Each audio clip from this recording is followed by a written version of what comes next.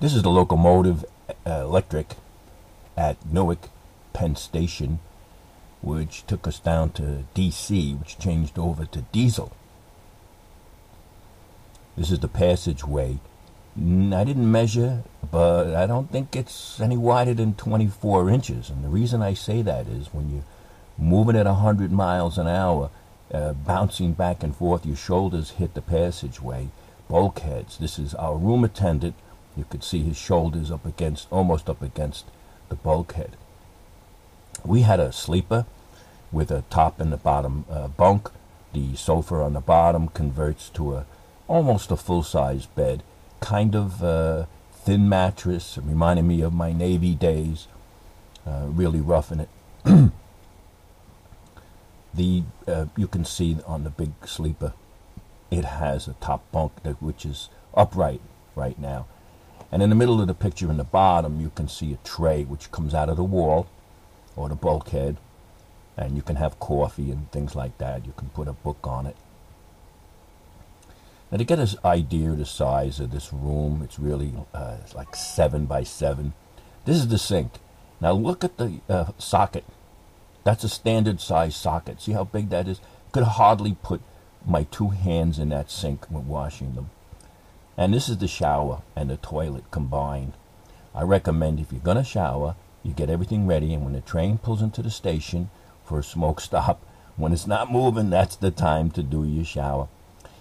We had a rattle on one of the doors connecting to the next room, so I stuffed a towel there to eliminate that rattle. Other than that, it was adequate. You know, it's sort of like an airplane. It's not that luxurious. You know, I don't care what Amtrak says. It was all right. This is a roomette. This is not for extra large people. That seat is probably 21 inches wide. Like I say, I didn't measure. I'm guessing right next to it to the left is a toilet and a sink. So it gives you a little more privacy. This is a dining car, which was very nice, moving along at 100, 120 miles an hour. I was impressed. I mean, we're moving, we're bumping around, but you could eat, and it's nice. And the service was impeccable. I have to really acknowledge that. Everybody, all the servers were excellent. We got a menu. It's almost like a first-class hotel, and you pick from your menu. Of course, it's limited, but it's very nice. Everything was very nice. With one exception, some of the meats were kind of highly seasoned, which I don't like. So that's my gripe there. This was my dinner, my first meal, going down. That baked potato was just like I made it at home. The same thing with the vegetables. And that steak was out of this world.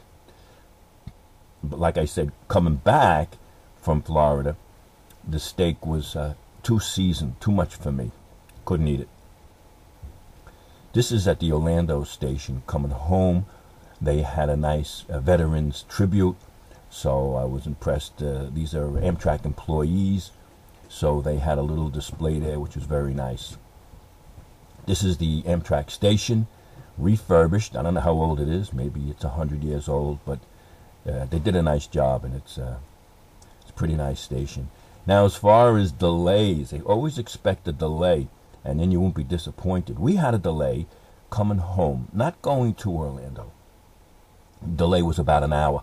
Why? I don't know. Sometimes, they hit vehicles on the track, and these trains have ABS brakes. I didn't know that. But sometimes, for unknown reasons, they do have a delay, so just bear that in mind and factor it in. Here we are coming in. Coming into Orlando, Florida. That's our locomotive. Took us home. There's the car. And next is the sleeper on this particular train. This is on Newark Station when we came home. So we at the end of our trip, it was a nice trip. But to be expected. It's not a hotel. It's travel. It's like an airplane. This is our room attendant, Leo. excellent job he did. He really made our trip very nice. He did everything he could for us. So kudos to Leo. Thanks again. Amtrak, you did a great job. Thank you very much.